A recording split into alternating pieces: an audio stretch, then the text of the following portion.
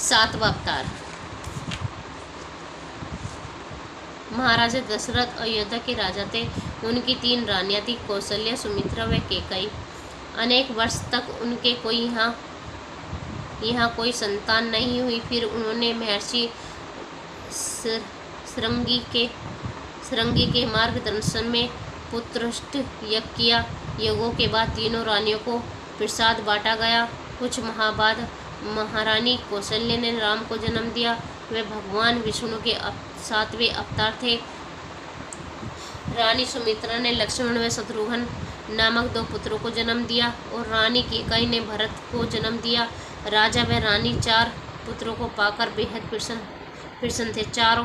चारों राजकुमारों ने महर्षि वशिष्ठ के आश्रम में शिक्षा ग्रहण की। चारों राजकुमार सुंदर, साहसी व बुद्धिमान युवक बने। राम सबसे बड़े थे। वे दिखने में सुंदर व गुणी थे। वे अपने परिवार से बहुत स्नेह करते थे। वे सब ध्यान रखते थे। वे प्रजा के प्रति भी दयालुता थे। अयोध्यावासी भी राम को दिल से चाहते थे। वे चाहते थे कि राम अयोध्या के राजा बने। एक बार राम व लक्ष्मण महर्षि विश्वामित्र के आश्रम में आए।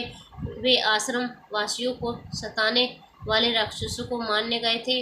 उन्होंने सारे राक्षसों को नाश कर दिया। अयोध्या लौटने से पहले राम लक्ष्मण महर्षि विश्वामित्र के साथ सीता के स्वयंवर में गए। सीता महाराज जनक की पुत्री थी।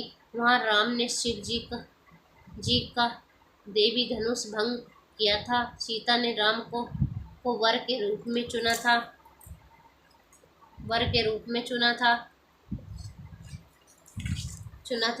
राम सीता का विवाह हो गया।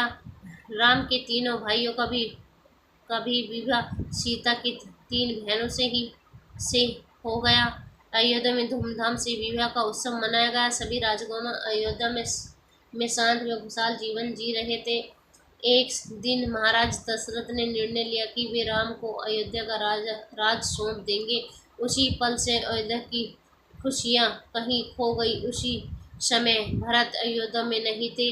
रानी कैकेयी राम को राजगद्दी मिलने की बात सुनकर दुखी हो गई। उसकी इच्छा थी कि उसका पुत्र भरत अयोध्या का राज संभालेंगे।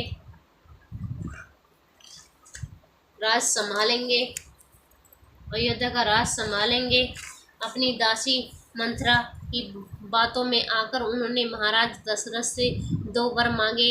बहुत वर्ष पहले महाराज ने उसे 2 वर मांगने को कहा था। रानी ने वरदान मांगने की भरत अयोध्या का राजा बने, राम 14 वर्ष के लिए वनवास करे। राम ने उनकी शर्तें मान ली। वे पत्नी सीता, भाई लक्ष्मण सहित वन में रहने चले गए। हालांकि महाराज दशरथ अपने पुत्रों का वियोग सह न पाए। उन्होंने प्राण त्याग दिए। वनवास के दौरान शूर्पणखा नामक राक्षसी ने राम को वन में देखा। उसने राम के सामने विवाह का प्रस्ताव रखा। जब राम ने उसे बताया कि वे विवाहित हैं तो उसने सीता को नुकसान पहुंचाने की कोशिश की। बदले में लक्ष्मण ने उनकी नाक काट ली। गुस्से से आग बबूला होकर शूर्पणखा अपने भाई रावण के पास जा पहुंची। वे सारी घटना कही सुनाई। रावण लंका का राजा था। वह बहुत भयंकर व शक्तिशाली था। वह भगवान शिव का परम भक्त था। उसने कठिन तप द्वारा भगवान शिव से कई वर ले रखे थे। उसके 10 सिर थे। उसे वरदान प्राप्त था जैसे ही उसका एक सिर कटेगा उसके स्थान पर दूसरा आ जाएगा। उन्हीं वरदानों के कारण वह दुष्ट निर्भय हो गया। राम से बदला लेने के लिए दुष्ट रावण ने सीता को हरने की योजना बनाई। पहले उसने मारीच को सोने का हिरण बनाकर राम की झोपड़ी के पास भेजा। सीता के कहने पर राम उस हिरण को पकड़ने भागे।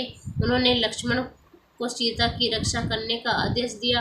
रावण ने सीता के पास लक्ष्मण को देखा तो एक और चाल चली। उसने मारीच से कहा कि वह राम के स्वर में सीता व लक्ष्मण का नाम लेकर जोर जोर से पुकारे।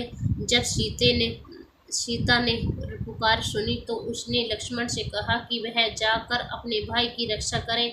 लक्ष्मण ने झोपड़ी के बाहर एक रेखा खींच दी। उन्होंने सीता से कहा कि वे रेखा के इस पार न आए, फिर भी राम की खोज में निकले। कुछ देर बाद रावण एक मुनि के वेश में आ पहुंचा। उसने सीता से भिक्षा मांगी। उसने सीता पर दबाव डाला कि वे लक्ष्मण देखकर इस ओर आकर भिक्षा दे। जो ही सीता ने वह रेखा पार की, रावण उन्हें जबरदस्ती अपने पुष्पक विमान की तरफ खींचकर ले गया। फिर वह विमान लंका की ओर उड़ गया। रावण ने सीता को अपनी महल के पास अशोक वाटिका में रखा। उसने सीता को तरह तरह से डराया धमकाया कि वे उससे विवाह के लिए मान जाए, किंतु जल्द ही राम ने सुग्रीव की वानर सेना व हनुमान की सहायता से लंका पर हमला कर दिया। रावण का भाई विभीषण भी राम से आ मिला। उसने रावण के बारे में काफी अमूल्य जानकारी दी। वानर सेना हनुमान व लक्ष्मण ने एक एक कर रावण के सभी शक्तिशाली राक्षसों का अंत कर दिया। आखिर में रावण स्वयं युद्ध के मैदान में आ गया। राम जो ही रावण का एक सिर काटते, उसके स्थान पर दूसरा सिर आ जाता। विभीषण ने राम से कहा कि रावण की नाभि में अमृत कुंड है, वहां तीर मारने से ही रावण मरेगा। राम ने रावण की नाभि में अपना ब्रह्मास्त्र चला दिया। अमरकुंड सूखते ही रावण के प्राण निकल गए। वह जमीन पर गिर पड़ा। सारा ब्रह्मांड राम की इस विजय पर आनंदित हो उठा। देवी देवताओं ने आकाश से पुष्प वर्षा की। सारी धरती प्रसन्न व आनंदमय हो गई। राम ने सीता को लंका से निकाला। तब तक वनवास की अवधि भी पूरी हो चुकी थी। अतः राम, सीता व लक्ष्मण अयोध्या वापस लौट आए। फिर राम अयोध्या के राजा बने। इस तरह भगवान विष्णु के 7वें अवतार प्रभु राम ने दुष्ट रावण का संहार किया। राधे राधे। जय जय श्री राधे। जय जय श्री।